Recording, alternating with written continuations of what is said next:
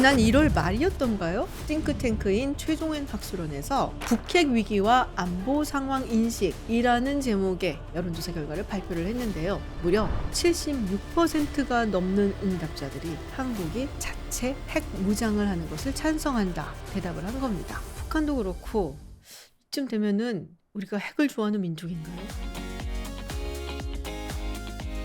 사실 이게 한국 내의 어떤 정치 지형이나 성향하고도 조금 연관이 되어 있는 부분이고 또 굉장히 국제적으로도 민감한 이슈라서 건드릴까 말까 고민을 조금 했었는데요. 이런 종류의 여론조사는 사실 제가 예전에 연구원에 다닐 때 굉장히 많이 했었던 거라 조금 더 자세하게 설명을 해드리려고 가지고 왔습니다. 먼저 이 수치를 보고 많이들 놀라셨을 거예요. 아니 그렇게나 많은 한국인들이 핵무장을 지지를 한다고? 그런데 사실은 한국인들의 핵무장에 대한 지지는 늘 높았습니다. 대부분의 여론조사에서 60%가 넘는 지지를 보냈었고요. 아무리 낮다고 하더라도 40%대가 나왔던 적은 거의 없어요. 그러니까 시기에 따라서 대부분의 한국인들이 원하느냐 아니면은 살짝 과반이 넘는 한국인들이 원하느냐의 차이일 뿐이지 한국 국민들은 대체적으로 자체 핵무장에 대해서 상당히 호의적인 반응을 보인다는 겁니다.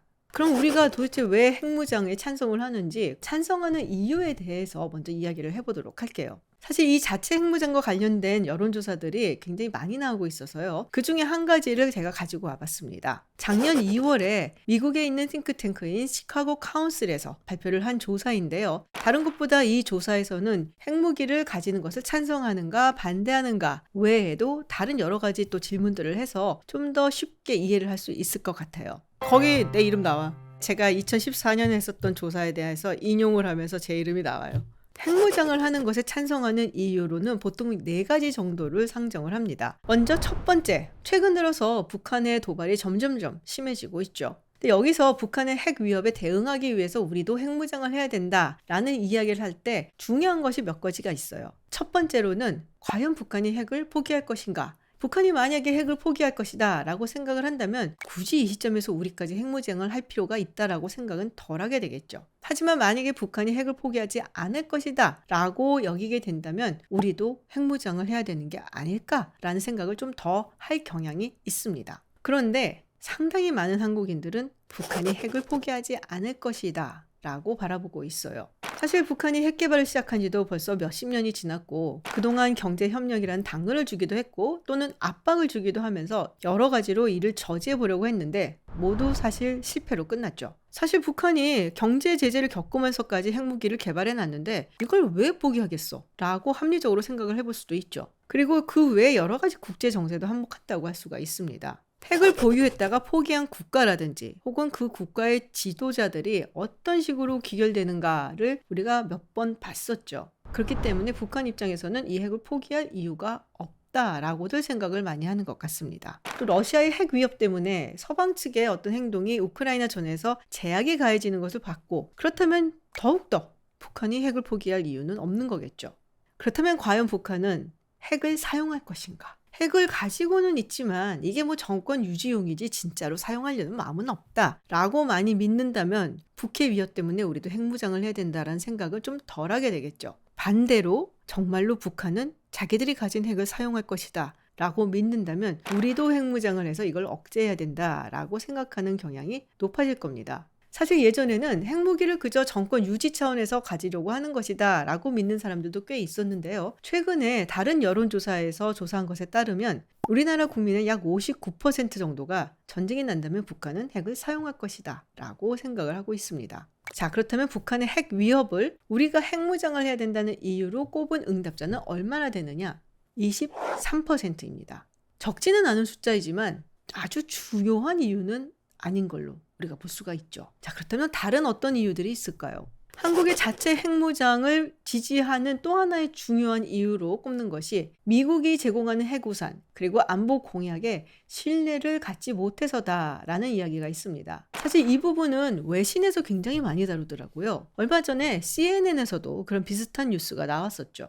근데 사실 저는 개인적으로 이게 정확하다고 생각하지는 않습니다. 제가 예전에 연구원에서 여론조사를 했을 때도 그렇고 이게 직접적으로 연관이 되지는 않았었거든요. 저한테 지금 로 데이터가 없기 때문에 정확하게 여러분께 말씀드리기는 조금 어렵습니다만 대체로 미국과의 안보 동맹 그리고 안보 공약에 대해서 신뢰감을 많이 가지는 사람일수록 핵무장을 스스로 해야 된다라는 의견이 더 높았던 걸로 제가 기억을 합니다. 그리고 작년에 나온 시카고 카운슬의 보고서에서도 비슷한 논지를 펴고 있어요. 그러니까 CNN이나 다른 외신에서 얘기하는 것처럼 미국이 주고 있는 안보 공약에 신뢰를 갖지 못해서 핵무장을 주장하는 것이 아니라 사실은 이것은 정치적인 성향이나 진영의 성향에 더 연관이 많다라고 볼 수가 있습니다. 자, 그럼 다른 두 가지 이유는 무엇이냐? 한 가지는 대한민국의 국제적 위상을 높이기 위해서, 또 다른 한 가지는 북한을 제외한 다른 위협으로부터 우리의 국가 안보를 증강시키기 위해서입니다. 국가 위상 혹은 국가의 자존심을 높인다라는 응답이 26%였고요. 북한이 아닌 다른 안보의 위협으로부터 우리를 지켜야 되기 때문에 자체 핵무장을 해야 된다라는 의견이 가장 높은 39%였습니다. 북한 외에 그럼 다른 안보 위협은 어디가 있을까요? 이 조사에서 사실은 지금 우리에게 가장 위협이 되는 국가는 북한이다라고 가장 많은 다수가 응답을 했습니다. 그런데 10년 후에 대한민국에게 가장 위협이 될 국가는 어디냐라고 물었을 때는 조금 다른 대답이 나왔어요. 무려 56%의 응답자들이 중국이라고 대답을 했고요.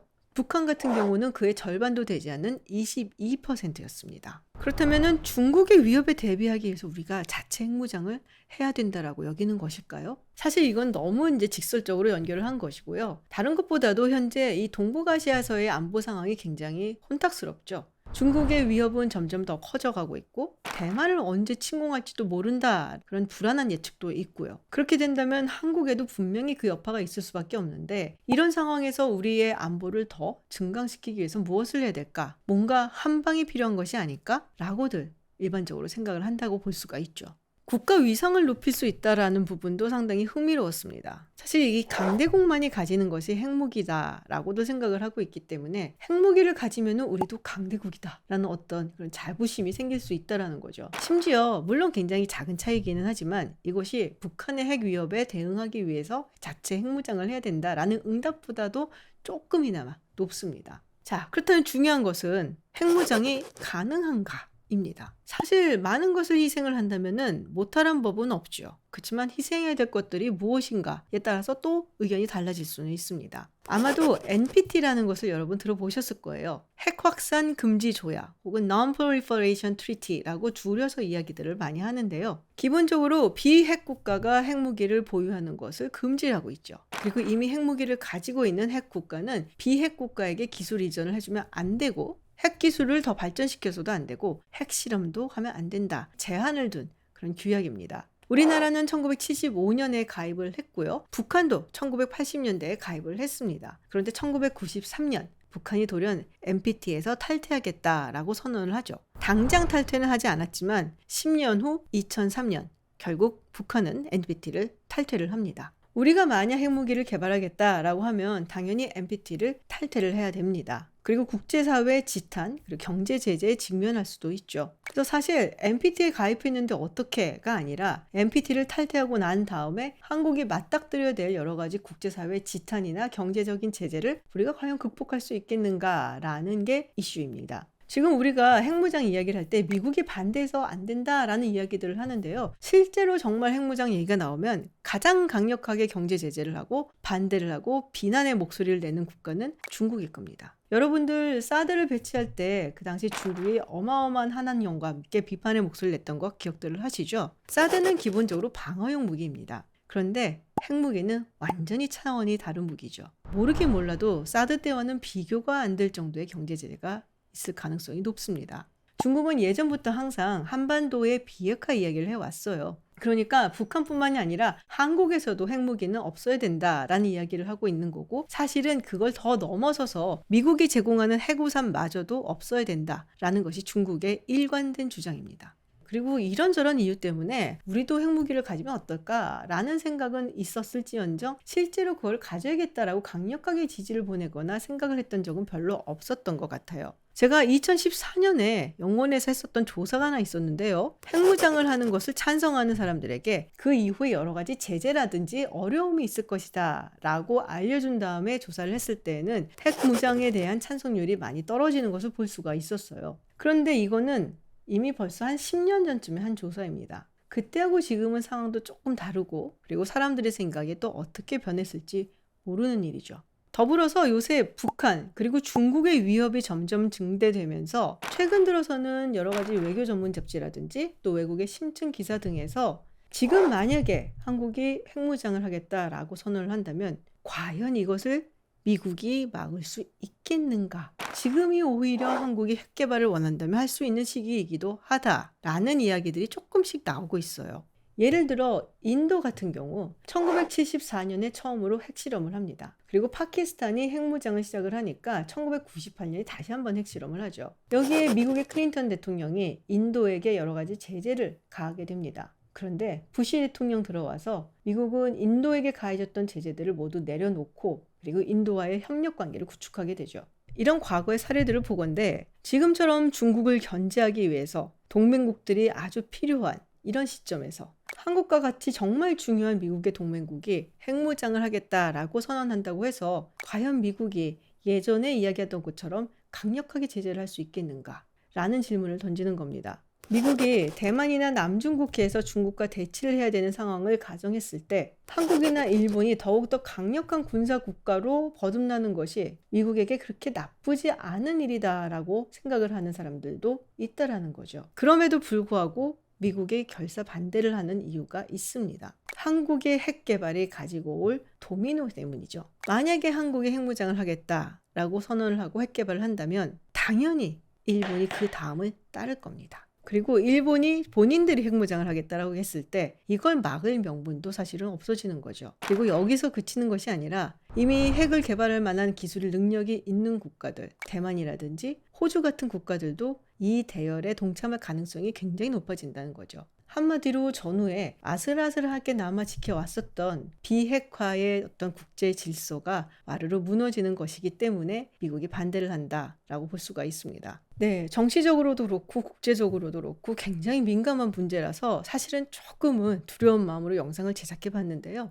그런데 왜 우리 국민들은 핵무장을 하고 싶어 하는지, 그리고 만약에 그렇게 된다면 어떤 결과들이 초래될 것인지 이런 것에 대한 정보는 많이 주어지지 않는 것 같아서 제가 한번 영상을 제작해 봤습니다. 그저 한쪽의 의견만이 옳다라는 것보다 한 번쯤 그래도 이야기를 공론화시켜 보는 것도 하나의 방법이진 않을까? 그리고 그러기 위해서는 정확한 정보를 전달을 하는 것도 중요할 것 같아서 오늘 영상을 만들어 봤습니다. 여러분 댓글에서 너무 싸우지 마세요.